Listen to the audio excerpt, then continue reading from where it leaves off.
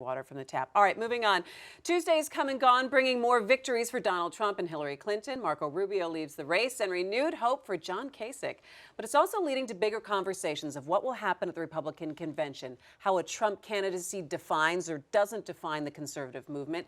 And let's take it a step further, how voter anger and want for change might be better served starting at the state level. So that's like a whole big kind of ball of wax for our political conversation today. But, you know, I want to start off with everything coming out of Tuesday, and you have the Trump dominance. And let me start with you, Nolan, in terms of the conversations that are happening now in the Republican Party about John Kasich's win in Ohio and what that really does or really doesn't do for anything.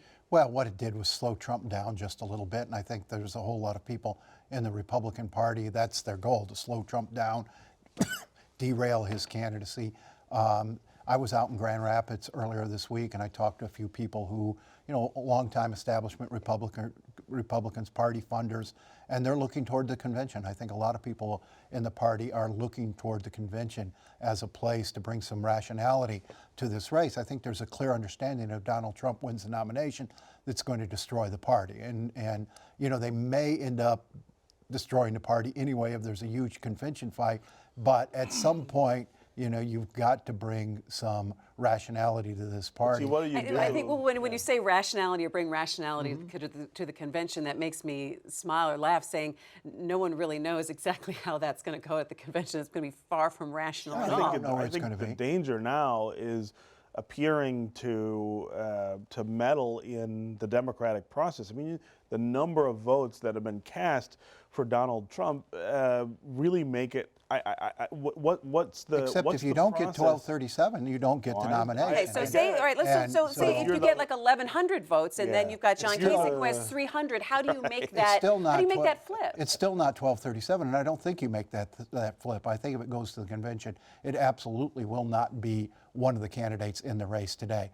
I think they're encouraging these people to stay in the race. So it's not Donald Trump. Donald Trump needs 60% of the remaining delegates to get the nomination. That's not undoable for him. If you look, you know, at the big night he had Tuesday night, Ted Cruz needs something around 70%, and Kasich can't get there. There are not enough delegates left to put him in the nomination. It won't be, if it goes to the convention, unless Donald Trump or Ted Cruz can start wheeling dealing and for delegates, it won't be one of those three. I think that really misunderstands what is fueling Donald Trump and how fervent that feeling is, how strongly those people feel, and how those people would react. I mean, I think you talk about a floor fight, like literally. But it might be something you have to do. And Trump did say he's afraid that there could be some kind of violence if you he says a lot of things, but he's demagoguing, but he's also not too far off reflecting the people who are supporting him. I mean, these are folks who feel aggrieved in a really significant way. They feel like he's their champion. If you take that from them after after he wins more votes than everybody else in this process, I mean, I think you could make 68 in Chicago. Can you explain how that would work, Nolan? Can you explain how that would work, that if you get to the convention and then all of a sudden you pull Mitt Romney from behind the stage and you say, no, this is the guy, instead of the people that you've been voting on for the past year? I mean, you put his name in nomination on the second ballot. You're locked in. Delegates are only locked in on the first ballot. For one ballot. So unless somebody can wheel and deal enough on the second ballot to get over that, to get past that mark, they don't have the nomination.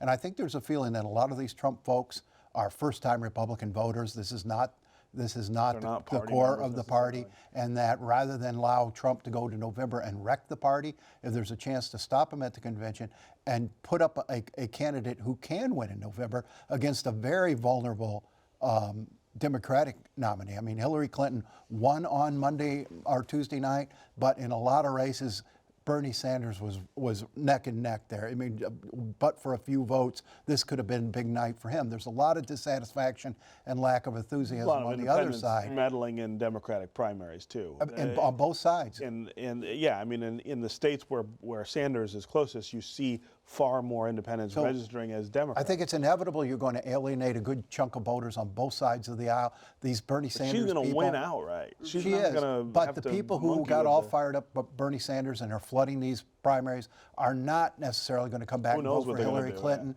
just like the Trump voters are not likely to stay and vote for the Republican nominee. I think if it's Hillary Clinton and somebody other than Trump, going to have a very low turnout election. So we were gathering with some friends on Saturday night. We had this larger conversation, and just it kind of to the point that you were making about Bernie Sanders voters or people who are voting for Trump who never maybe who voted for getting very passionate about this. And we were talking about how people get so riled up or get so passionate about the presidential election, but yet they've never voted in maybe a local election. They don't know what's going on. They don't know who their state rep is. They don't know who their state senator is. And it was funny that the next day I opened up, Nancy Caffer wrote this great column in the paper about how maybe people should start to channel some of that passion or the need for change into what's happening locally, that the things that are happening in our state or happening in your own backyard impact you more on a daily basis than perhaps even all of the conversation that we're having on the presidential race. Yeah, well, I mean, I think anger, though, is sort of the first step of that, right? The people who are attracted to Donald Trump are just, they're just undone about the idea that opportunity doesn't work the way they think it is. They think they Throw Sanders voters in that same Sanders Right, Sanders voters are in the same category, and the presidential election is their opportunity to sort of channel that right now.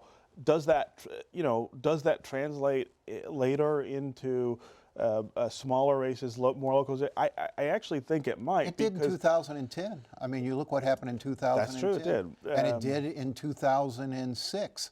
Right. When the Bush backlash washed people out, all the way down to dog catcher on the Republican Party. Right. The same thing happened in 2010. The problem is sustaining it and getting people to a place where they feel like there are actual solutions to the things that are frustrating them, and there aren't.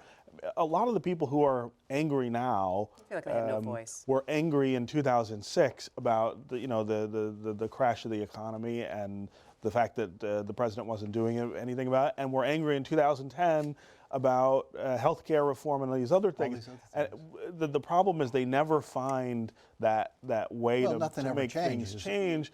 Because the politicians that they elect don't focus on the actual problem. I mean, they're much more interested in scapegoating than they are in saying furthering their own careers. Last word on this, This is going to be important in Detroit this fall if the city gets to elect a school board again. I mean, people have to engage, are going to have to pay a lot of attention to candidates. You can't have a school board filled with illiterates and perverts again like we've had in the past. And it's an important election, maybe more important to people in Detroit than the presidential race. It absolutely. All right, it's time now.